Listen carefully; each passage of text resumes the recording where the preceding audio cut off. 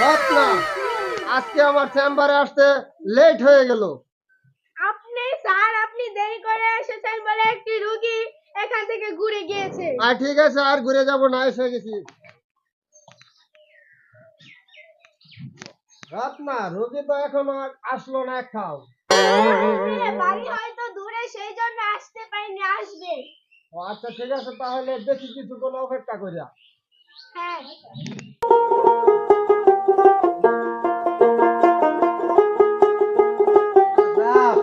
Doctor এই কে? বসেন এ দেখেন তো বসেন বসেন।